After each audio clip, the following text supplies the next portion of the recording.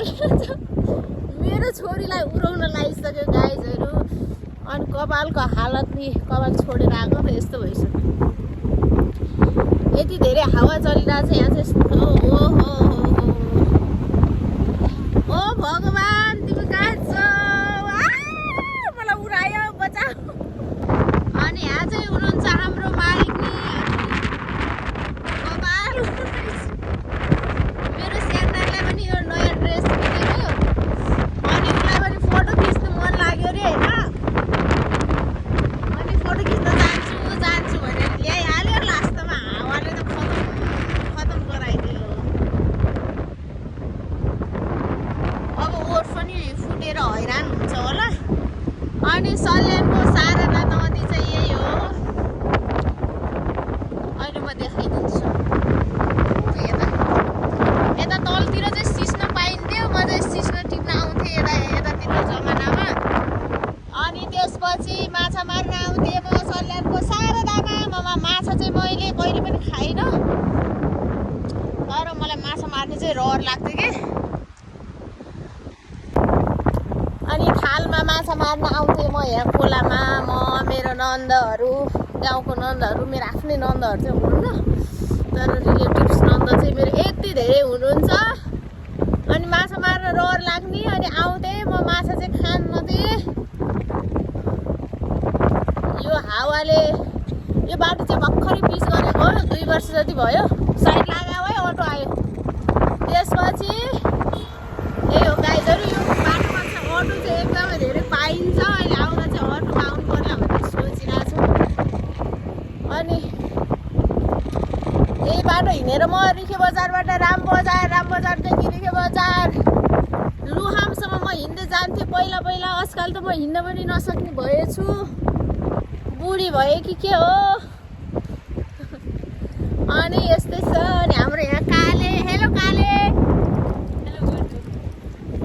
यहाँ चाहिँ नयाँ लुगा लगाएपछि त फेरि केही चाहिँदैन, चमक आफै आउँछ।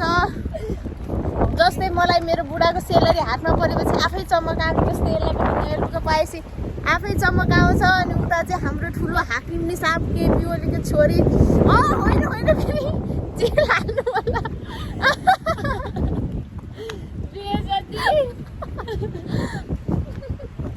केपी ओलीको छोरी होइन कि, ओली त कहाँबाट भयो। अब हामी त राई पऱ्यौँ। बालेन शाहको बहिनी बहिनी त हो नि। अब बालेन शाह दाई त हो नि हामी सबैको। अब हामीले भोट हालेर जिताएर दाई बोलाएर यस, किनभने I am Gen Z, I am also.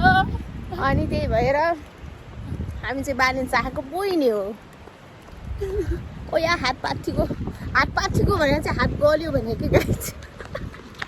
Hey guys हामी चाहिँ फाइनली के अरे यो बयले डाँडामा आएर पनि भिडियो सिडियो फोटोसोटो खिच्नु। यस्तो बयल चल्ने बयल भनेको चाहिँ खासमा हावा हो होइन। धेरै हावा चल्ने भएर होला यो ठाउँको नाम बयले राखेको, बयल चलेको भएर। तर बयले डाँडा लास्टैको बयले डाँडा रहेछ। यस्तो बयल चल्ने हे भगवान्। त्यो हावाले उडाएर टपक्क टिपेर शारदातिर लगेर मिर्गाइदेला भन्ने पिर क्या। अनि उता चाहिँ फोटो भिडियो राम्रो आएन अरे भनेर तनावमा छिन् बुइनी चाहिँ। अनि हाम्रो यता चाहिँ कता जानुभयो मालिक नि? के अरे तिमी चाहिँ बालेन शाहको भान्जी।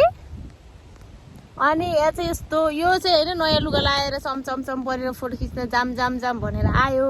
अनि हामीले खानेकुरा पनि ल्याएका थियौँ अलिअलि। यो खाइसकेपछि त घर छिटो जाम गरेर दिमाग खराब गराएछ। अवश्य हामी जान्छौँ, किनभने लास्टै बयल चलिसक्यो। यो बयलले त टाउकै दुखाएर हाम्रो यो कपाल पनि ड्यामेज गराइसक्यो। यस्तो थाहा पाएको भए म आउने नै थिइनँ। अनि होइन छोरी, अनि तिमीले फोटो खिचेन? खिच्यो कति? 5वटा मात्रै? किन बोले छैन त? म भइगयो सिलाइसक्यो 6वटा। आम्मा 6वटा? ओहो ल अब चाहिँ हामी जानुपर्छ घरतिर। यहाँबाट हिँड्दै जाने 5-6 मिनट लागिहाल्छ हामीलाई। हामी चाहिँ जान्छौँ अब।